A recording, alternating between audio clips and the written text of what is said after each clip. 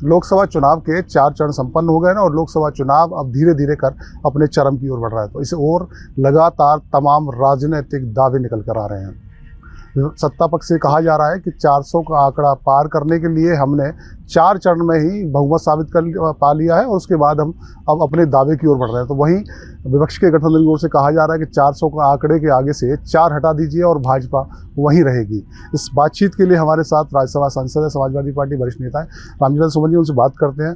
Sir, जिस तरह के दावे निकल कर आ रहे हैं लोकसभा चुनाव के बीच में, लगातार दावे किए जा रहे हैं कि 4 चरण में बहुमत पा लिया है एनडीए गठबंधन ने, अब जो वोटिंग होगी वो उनके आगे जो आंकड़ा दिया गया है 400 पार, उसकी ओर जा रही है। किस तरह से देखते हैं?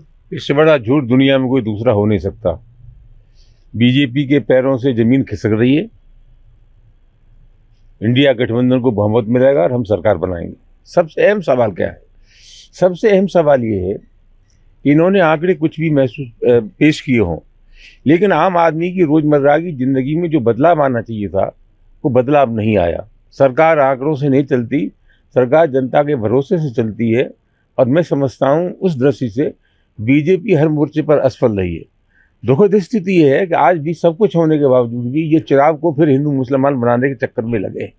आम आदमी की समस्याओं से इनका कोई सरोकार नहीं है, इनके कुकर्म ही इनको ले डूबेंगे।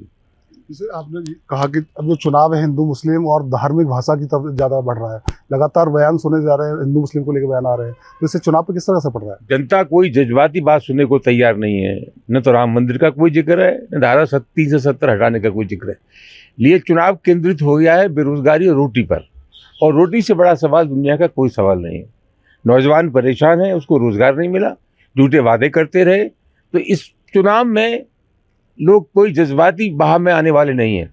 लोग अपनी ज़िंदगी की जो समस्याएं हैं उन पर वोट दे रहे हैं, और जन विद्रोह है, समाज के हर वर्ग में टूटन है, और बीजेपी बुरी तरह हारेगी, इनके दावे होते हैं। 4 चरण में गठबंधन कहाँ पर है? गठबंधन बहुमत की ओर बढ़ रहा है।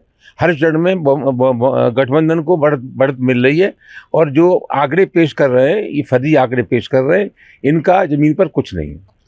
अब पूर्वांचल की बारी है, पूर्वांचल में मतदान होना है, वहाँ लगातार सियासत बदल रही है, जो नेता बदल रहे हैं। जब पश्चिम के 3 चरणों में हमने अच्छा प्रदर्शन किया है, तो पूर्व में तो और ज़्यादा मजबूत स्थिति हमारी है। और मैं दावे के साथ कह सकता हूँ कि जितने चरण बचे हैं उनमें गठबंधन को और ज़्यादा बढ़त मिलेगी। बसपा की ओर से हलचल की अध्यक्ष ने, मायावती ने अपने भतीजे पर कार्रवाई की, जो लगातार लोकसभा चुनाव को संभाले हुए थे, पद से हटा दिया है, चुनाव प्रचार से रोक लगा दिया है। तो क्या कुछ बदलाव है? मायावती जी की पार्टी है, वो चाहे करें, चाहे अपने भतीजे को निकालें या भाई को निकालें, लेकिन मायावती जी बहुत समझदार महिला हैं, और मैं कह सकता हूँ बीएसपी को खत्म करने के लिए किसी के योगदान की जरूरत नहीं है। मायावती अकेली काफ़ी है। चुनाव खत्म होने के बाद 4 जून को परिणाम आने हैं, प्रधानमंत्री कौन? ये बात अभी कहाँ से आ गई? प्रधानमंत्री तो जब संसद नहीं बनेगी मिलेगा, जनतांत्रिक तरीके से सांसद तय करेंगे कि अगला प्रधानमंत्री कौन होगा। अभी प्रधानमंत्री का कोई सवाल उठता नहीं है। बहुमत की बात कहता हूँ, जरूर सांसद तय करेंगे कौन देश का प्रधानमंत्री होगा। तो ये हमारे साथ वरिष्ठ नेता है समाजवादी पार्टी रामचंद्र सुमन जी, जो साफ तौर से चुनाव को लेकर अपनी बात को स्पष्ट रखा है, कहा है कि इंडिया गठबंधन लगातार अपने आंकड़े की ओर बढ़ रहा है, बहुमत सिद्ध कर सरकार बनाएंगे।